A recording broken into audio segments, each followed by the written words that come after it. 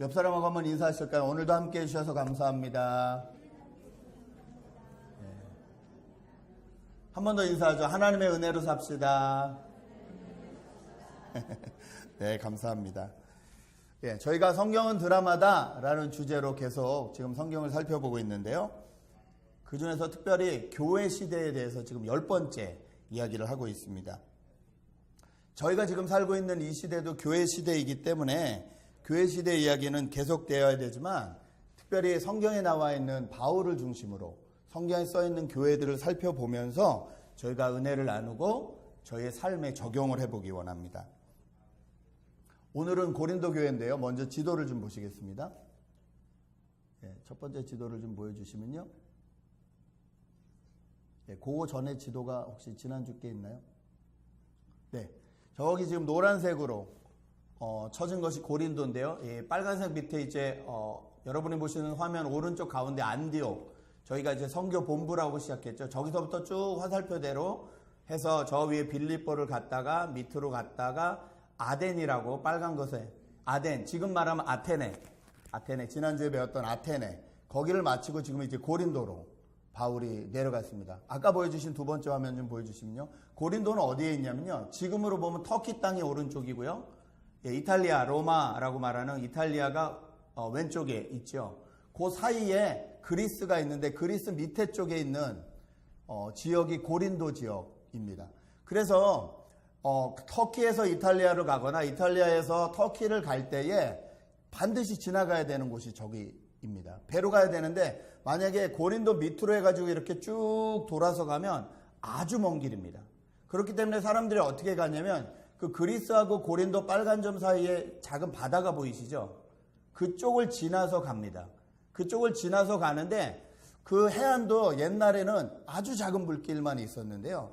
이것이 지금은 1893년인가 완성이 돼가지고 세대 3대 아주 그 항구라고 불리는 고린도의 그 운하라고 불리는 것이 지금은 세워져서 큰 배도 지나가게 됐습니다. 운하 사진을 좀 보시죠.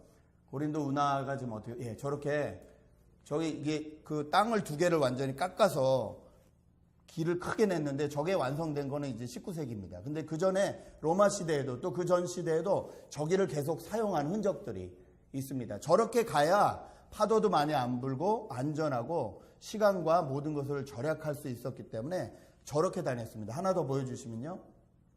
저렇게 크게 지금 고린도 운하가 바다를 이렇게 쭉, 저기 3대 유명한 운하라고 합니다. 혹시 이쪽에 가실 일이 있으면 꼭 들려보시기 바라고요.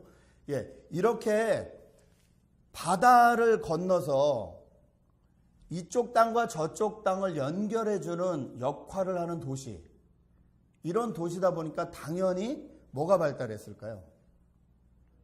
무역, 또 경제, 이런 게 발달했겠죠. 또 워낙 많은 사람들이 왕래를 하니까 그곳에 사는 사람들도 많지만 외부에서 들어오는 사람들이 더 많습니다. 그런 도시들이 있죠. 미국에도 있죠. 관광객이 더 많은 도시, 그런 데가 있잖아요. 고린도는 끊임없이 그런 사람들이 들어왔습니다. 그러면 또 뭐가 발달할까요? 여러분 라스베가스에 뭐가 발달하셨죠? 여러분 라스베가스 가서 뭐 하세요? 무슨 문화가? 놀고 먹는 문화가 당연히 발달할 수밖에 없는 거죠. 저 고린도 땅에는 항구가 2개가 있었거든요. 수없이 뱃사람들이, 각국 나라 사람들이 왔다 갔다 하니까 이 도시 분위기 자체가 놀고 먹는 문화가 많은 거예요. 그 수많은 술집과 수많은 그런 노는 시설들과, 그래서 고린도 전체가 신도시인데요. 뉴타운인데 경제와 무역과 그 다음에 놀고 먹는 것이 아주 발달한 도시였습니다. 그 전에 바울이 있던 아테네는 고도시, 올드타운으로서 정치와 철학과 문화와 예술과 이런 것이 발달했었잖아요. 전혀 반대인 도시입니다, 고린도는. 그런데 놀랍게 고린도에 바울이 가장 오랫동안 머뭅니다. 1년 반이나 거기서 머뭅니다. 이 도시가 이렇다 보니까 전체적으로 도시 사람들이 그렇게 좀 좋지는 않았던 것 같아요. 이렇게 편안한 건 아니지만, 예를 들어서 바다가 많이 껴 있었기 때문에 이게 우상숭배가 많은 거예요. 배 나갈 때 우리나라도 그렇죠. 지금도 이게 그 바닷가 근처에 가면 아직도 배 띄울 때 제사 지내고 고사 지내고 하잖아요. 그렇듯이 끊임없이 이렇게 바다의 신에게 절하고 하는 우상 숭배가 끊임없이 있었습니다. 또 뱃사람 분들이 좀 이렇게 묵뚝뚝하고 좀 거치시잖아요. 그런 분들도 많았고, 그러니까 노예가 있었고요. 또 이 자유인들이 있었는데 노예 출신이 훨씬 많았어요. 한 40만 명. 그다음 자유인들이 한 25만 명. 그러니까 보이지 않는 이 경쟁이 있는 거예요. 또 신분의 이 어떤 보이지 않는 이런 아주 어려운 문제들이 있는 거예요. 누구는 좀 이렇게 누구를 좀 잘 만나가지고 신분 상승도 좀 해보고 싶고 이러다 보니까 또 끼리끼리가 잘 돼가지고 무슨 파가 많은 거예요. 여러분 고린도 교회에 쓴 편지가 고린도 전서 후서잖아요. 바울이 쓴 편지가 성경에 나와 있는. 그 편지를 보면 거기 나와 있는 문제가 다 분쟁 문제, 싸우는 문제. 그 다음에 성적인 문제. 이런 문제들이 계속 있는 땅이 이 고린도 땅이었습니다. 그런데 이렇게 문제가 많고 참 복음 전하기 어려울 것 같은 이 땅에 바울이 어떻게 이렇게 가장 오랜 시간 있을 수 있었을까요? 또 바울은 여기서 많은 편지들을 썼어요. 신약 성경에 지금 기록되어 있는 데살로니가 전서 후서라든지 많은 편지들을 썼거든요. 그렇게 바울이 그곳에서 활동할 수 있었던 이유가 무엇일까? 그 이유에 대해서 오늘 성경은 2절, 3절에 이렇게 얘기하고 있습니다. 2절, 3절을 다시 보시겠습니다. 제가 읽습니다. 거기서 그는 본도 태생인 아굴라라는 유대 사람을 만났다. 아굴라는 글라우디오 형제가 모든 유대 사람에게 로마를 떠나라는 칙령을 내렸기 때문에 얼마 전에 그의 아내 브리스길라와 함께 이탈리아에서 온 사람이다. 바울은 그들을 찾아갔는데 생업이 서로 같으므로 바울은 그들 집에 묵으면서 함께 일을 하였다. 그들의 직업은 천막을 만드는 일이었다. 바울이 그렇게 오랫동안 참 힘들고 어려운 도시인 고린도에 머무를 수 있었던 이유는 하나님이 보내주신 동역자를 만났기 때문입니다. 브리스길라와 아굴라라고 하는 아주 좋은 하나님이 보내주신 동역자를 만났기 때문입니다.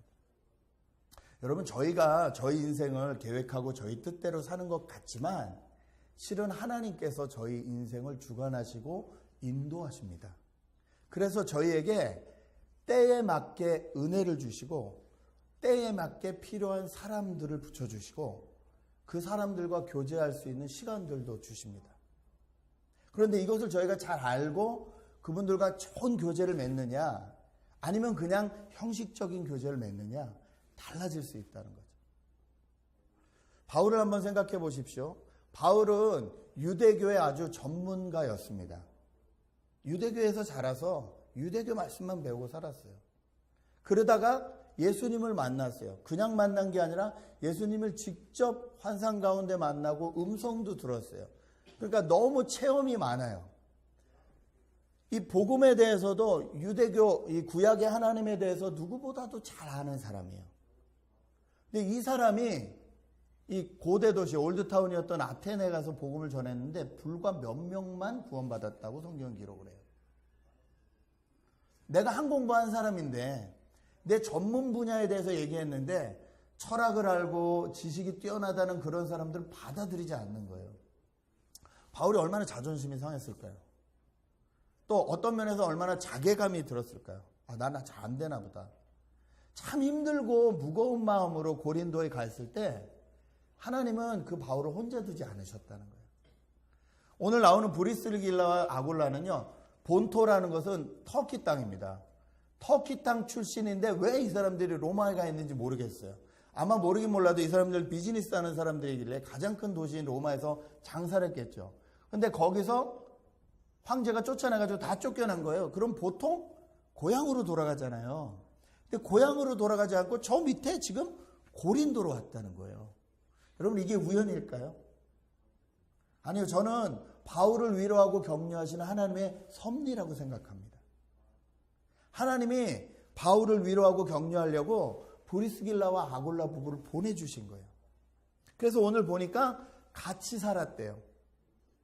같은 일을 했대요. 같은 일을 했다고 하지만 나중에 이제 실라와 디모데가 내려오니까 그 다음에 바울은 일 안 하고 복음만 전했다고 기록하잖아요. 그걸 보면 천막 기술을 같이 갖고 있어서도 제가 보기에 그냥 바울은 그냥 이렇게 여기 좀 잡아주세요. 그러면 이렇게 잡고 목수들도 보면 급이 있죠. 이제 목수 망찬으로 모든 걸 다 실 수 있는 분이 있고 계속 나무만 날르는 분이 있잖아요. 단계가 있거든요. 바울은 아마 그 정도 수준이었던 것 같아요. 그렇게 천막 치는데 그렇게 도움이 됐을까는 잘 모르겠어요. 그것도 파트타임으로도 일했던 것 같아요. 그런데 브리스길라와 아굴라가 그 바울을 받아주는 거예요. 그리고 그 집에 같이 살게 해주고 혼자인 바울을 위로해주고 격려해주고 아테네에서 있었던 얘기라면 괜찮다고 여기서 더 좋은 일이 있을 거라고 다시 힘을 주고 주일날 같이 예배 가고 복음 전하는 일에 같이 힘쓰고 평일날 또 같이 열심히 일하고 기술도 가르쳐주고. 여러분 저희가 이민 생활을 해서 알지 않습니까? 사람을 잘 만나는 게 너무 중요하잖아요. 흔히들 옛날 농담이지만 그런 말 좀 하시잖아요. 그 공항에 픽업 나온 사람에 따라서 이민 생활의 직업이 달라진다. 누구를 만나느냐가 너무 중요한데 이렇게 좋은 동역자를 만났다는 거예요. 저는 교회는 이런 좋은 동역자를 만나는 장소여야 될 줄 믿습니다. 여러분 인생 가운데 정말 좋은 동역자, 평생 친구를 만날 수 있는 장소가 교회여야 되고 여러분이 그런 친구가 되어 주셔야 됩니다. 제가 존경하는 목사님이 딱 한마디로 이렇게 정리하시더라고요. 당신이 죽을 때 당신의 사랑하는 가족을 다 맡길 수 있는 친구가 있습니까? 여러분 어떻게 생각하세요? 여러분 있으십니까? 당신은 갑자기 당신이 죽게 됐을 때 당신의 모든 것을 다 맡길 수 있는 친구가 있으시냐고. 저는 교회에서 그런 사람들 만나야 될 줄 믿습니다. 제 1부 때 애기 엄마한테 있어? 물어보니까 목사님? 그러더라고요. 그래서 제가 그랬어요. 그럼 나한테 잘해.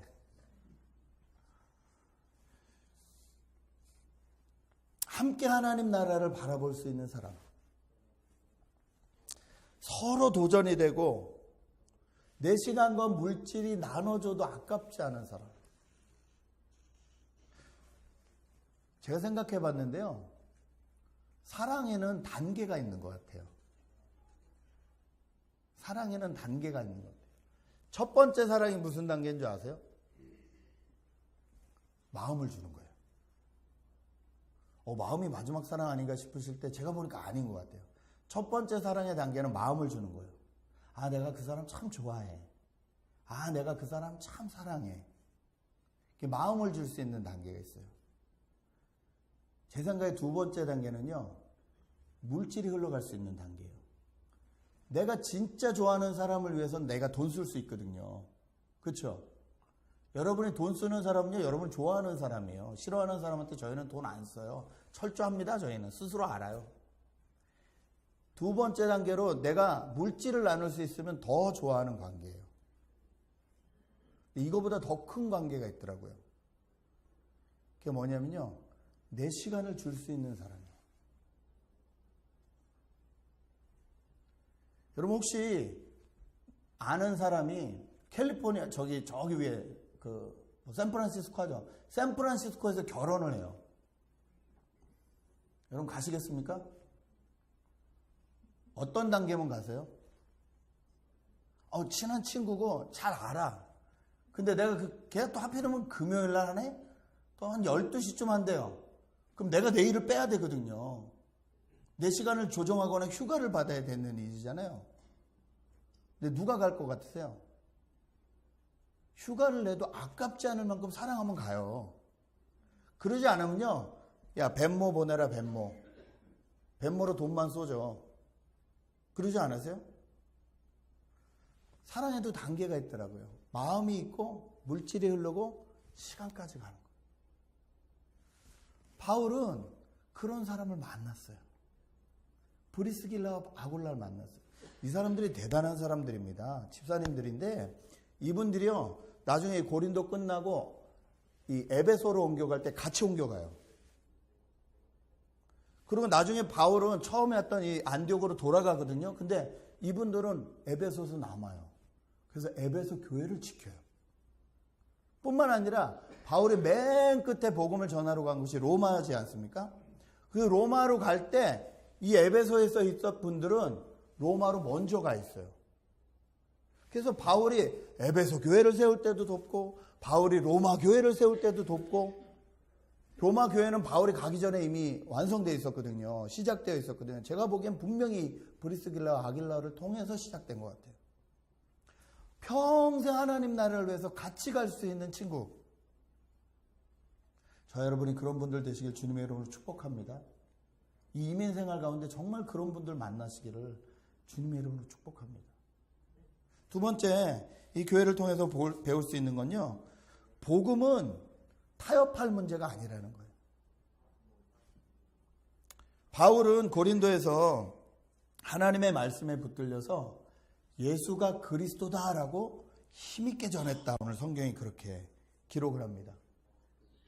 그런데 자기 고향 사람이 유대 사람들에게는 배신을 당했다. 받아들여지지 않았다. 오늘 성경은 그렇게 기록합니다. 저희도 이민 생활해 보니까 알지만 한국 사람한테 당하는 게 더 아프잖아요. 아니, 외국 사람이면 그렇다 치는데 한국 사람인데 뻔히 아는 사람인데 아는 사람한테 당하면 더 아프잖아요. 근데 바울이 지금 그런 형편인 거예요. 다 아는 사람인데 안 받아들이는 거예요. 오히려 거부하는 거예요. 그럼 저희가 좀 이렇게 생각할 수 있잖아요. 아유, 뭐 때가 안 됐으니까 뭐 그리고 그냥 괜찮아. 그냥 아유, 그래 뭐 지금은 예수 뭐 괜찮고 뭐 구원받는 방법이 그거 외에도 여러 가지가 있겠지 뭐 이러면서 그냥 적당히 좀 타협을 하고 막 이럴 수 있을 것 같은데 바울은 그러지 않았습니다. 다른 문제는 몰라도 이 문제에 대해서는 타협하지 않았습니다. 여러분, 복음이 뭡니까?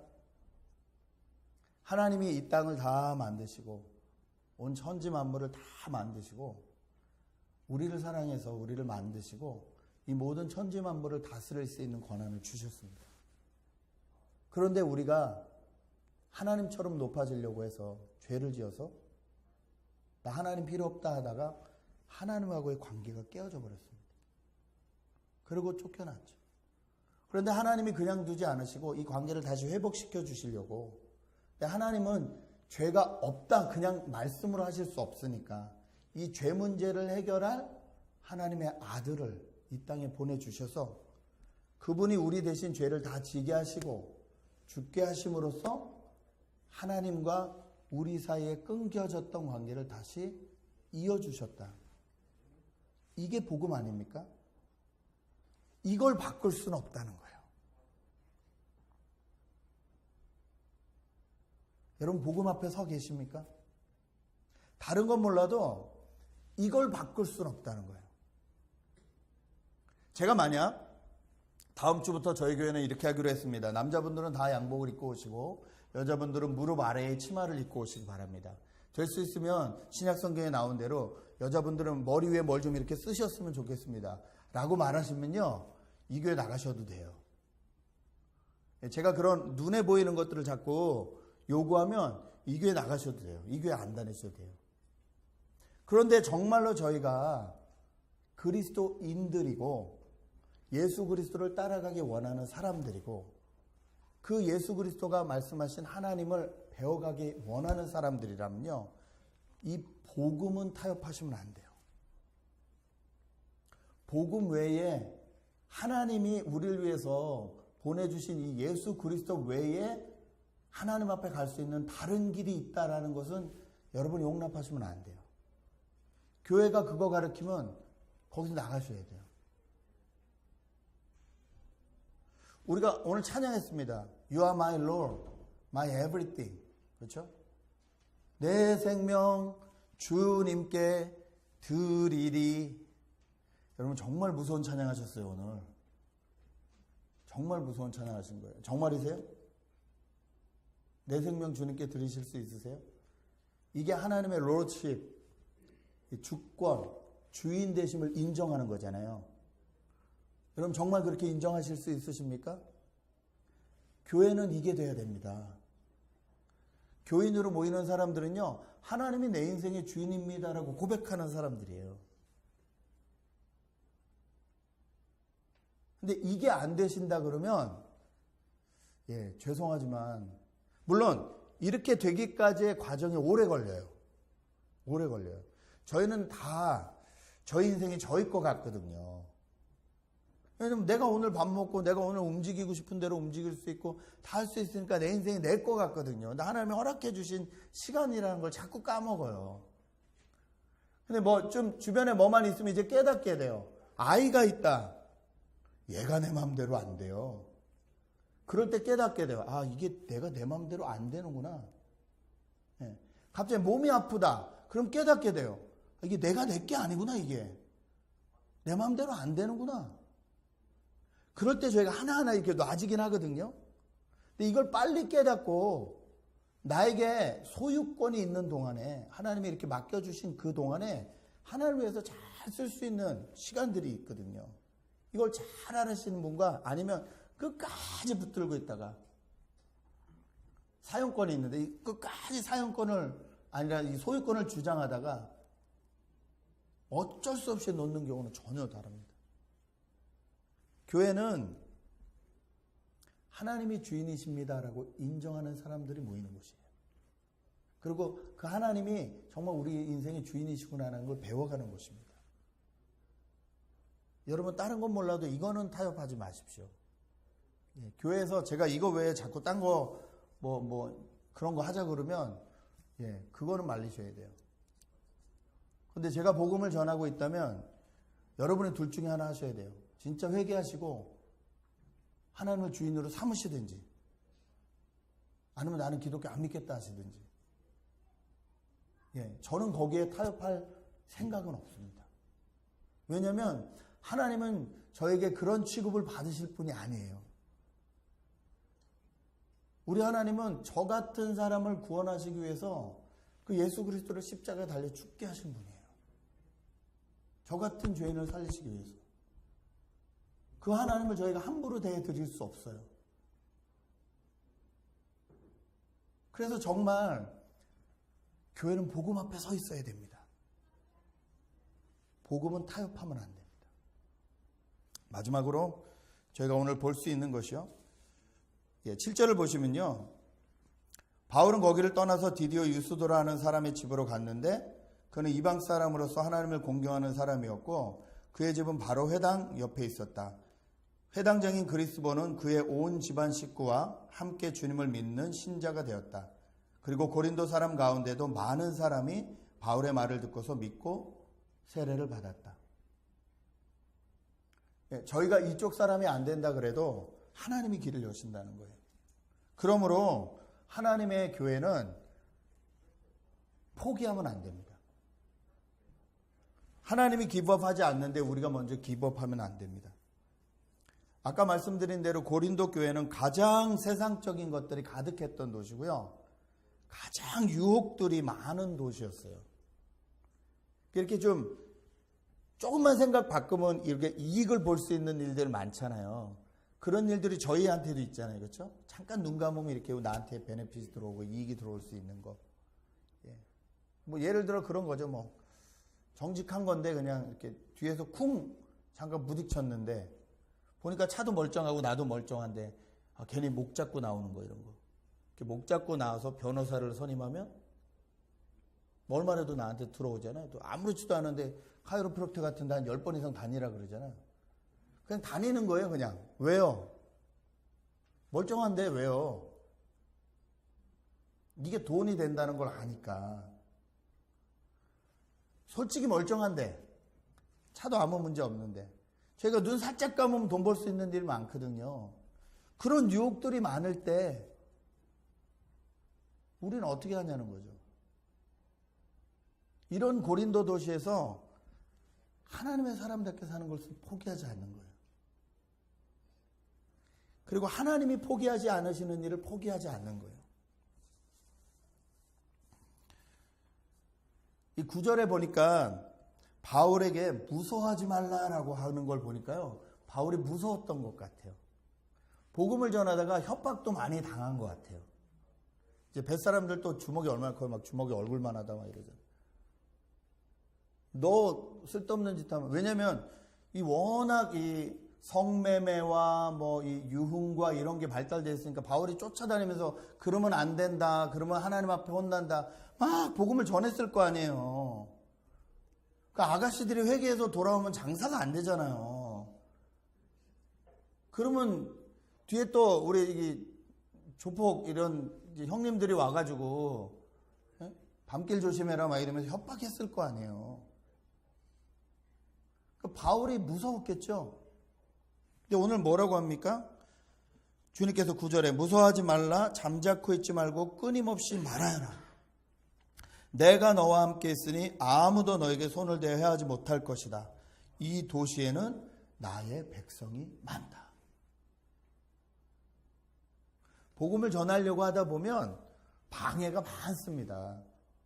정말 내가 만난 예수님, 내가 만난 하나님 소개해 주려고 하는데도 방해가 많아요. 근데 포기하지 말아야 돼요. 포기하지 말아야 돼요. 하나님의 말씀을 믿어야 드려야 돼요. 내가 너와 함께 있으니 아무도 너를 손대지 못하게 하겠다는 하나님의 말씀을 믿어 드려야 돼요. 그때 믿음이 필요해요. 이 땅에, 이 도시에 내 백성이 많다는 말씀을 믿어 드려야 돼요. 그래야 계속 말할 수 있어요.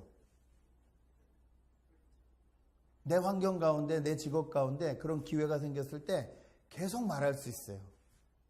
안 그러면 자꾸 이제 계산하게 되는 거예요. 아, 이 사람한테 복음 전했다가 이 손님이 나한테 안 오면 나 손해인데, 그냥 뭐 복음은 교회에서 전하고 비즈니스 할 때 그냥 입 다물고 있지 뭐. 저희 그런 유혹 많이 받잖아요. 아, 괜히 학교 다니다가 이 친구하고 껄끄러울 텐데 그냥 뭐 교회 다녀요 그럼 네? 이렇게 하고 그냥 대충 넘어가고 뭐 네. 그런데 저희는 그런 것들에 대해서 포기하면 안 된다는 거예요. 저희를 먼저 불러주신 하나님의 의도가 여기 있기 때문에 그렇습니다. 저희를 구원하신 하나님이 저희를 통해서 하나님의 백성들을 많이 찾기 원하시기 때문에. 여러분, 여러분의 삶의 터전에서 하나님을 증거하는 것을 포기하지 마십시오. 그것을 위해서 여러분이 물질이 필요하고 기도가 필요하고 시간이 필요하고 하다면 담대하게 하나님 앞에 구하십시오. 그러면 하나님이 책임지십니다. 하나님 책임집니다고 약속하셨기 때문에 이 말씀에 믿음을 두고 살아가는 저희가 되었으면 좋겠습니다. 이 고린도 땅을 바라볼 때마다 저희가 살고 있는 한인 사회 같아서 참 안타깝게 그지없습니다. 아무리 봐도 그런 것 같아요. 예, 신문에 가끔 나잖아요. 뭐 한국 사람들끼리 뭐 사기를 쳤니, 뭐 같은 민족끼리 그러면 더 아픈데 이런 뉴스들 너무 많이 나고, 제가 알아보니까 이 K타운을 중심으로 해서 그 술 라이센스, 알코올 라이센스가 가장 많이 허락되는 도시 중에 하나가 여기 한인타운이에요. 여러분, 뭐 커버실이나 아니면 저 위에 베벌리 힐스나 이쪽은요, 이 알코올 라이센스 잘 안 나요. 허가가 안 나요. 근데 제일 허가가 많이 나는 퍼센테이지가 어디냐면 한인타운. 그러니까 젊은 사람들한테는요, 한인타운 이꼴 먹고 마시고 노는 데예요. 게다가 미국에서 금지되어 있는 성매매가 가능한 곳이 어디입니까? 한인타운. 몇 년에 한 번씩 나잖아요. 집을 하나 빌려가지고 아가씨들 데려다가 그렇게 하다가 어떤 아줌마가 걸렸다. 뭐. 몇 년에 한 번씩 나잖아요. 베버리힐즈에서 그런 게 있다고 들어본 적 없어요. 커버시티에서도 그런, 제가 한 7년, 8년 살았는데 한 번도 기사를 본 적이 없어요. 다 한인타운이에요. 요즘 좀 내려갔어요. 저 플러튼도 있고요. 하여튼 한인들이 많은데 이걸 저희가 어떻게 바꿀 수 있겠습니까? 저희는 못 바꿉니다. 누가 바꾸셔야 됩니까? 하나님이 바꾸셔야 됩니다. 어떻게 바꾸십니까? 저희를 통해서 바꾸십니다. 저희가 서로 바울과 브리스길라와 아굴라 같은 사람이 되어서 서로 손에 손을 잡고 서로 도우면서 저에게 맡겨진 자리에서 한 걸음 한 걸음 빛으로 소금으로 역할을 감당하면서 한 걸음 한 걸음 그렇게 나아갈 때 그럴 때 조금씩 바뀌게 될 줄 믿습니다. 여러분 정말 저희가 그것을 위해서 기도해야 될 때인 줄 믿습니다. 제 안에 꿈이 있는데요. 제때 이루어질 수 없을 꿈 같아요. 근데 제 안에 꿈이 있어요. 저희 아이들을 위한 학교를 세울 수 있었으면 좋겠어요. 속이 상해요. 한인타운에 있는 교회들, 미국에 있는 한국 교회들이 힘이 있습니다.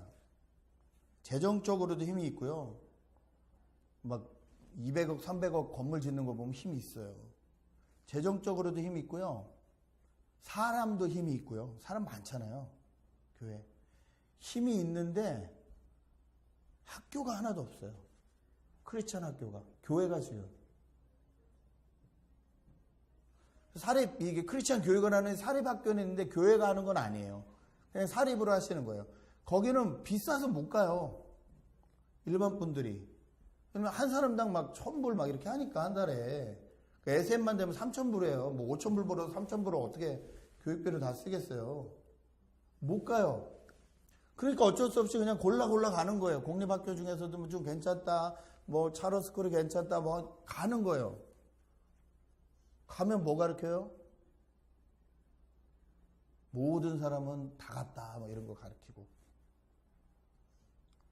제가 들은 슬픈 소식 중에 하나는 4살, 5살 애들 앉혀놓고 다 같이 부르는 노래가 이매진이래요. 이매진.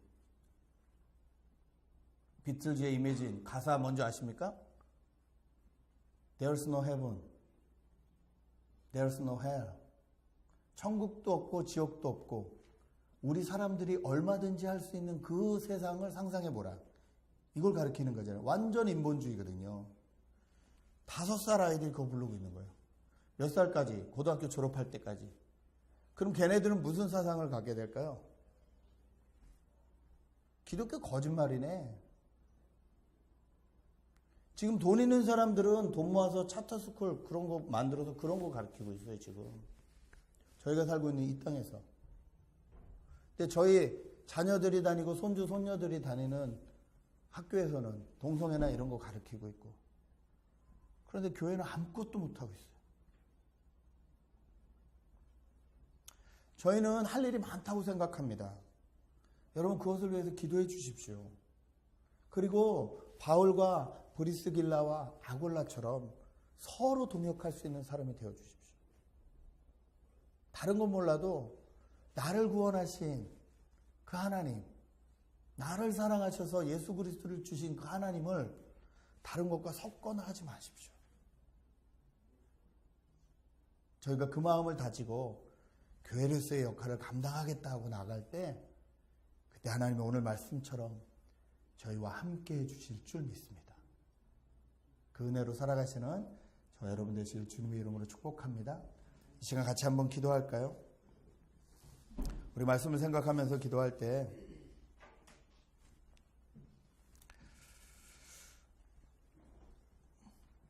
나는 누구를 위한 동역자가 되어주고 있나?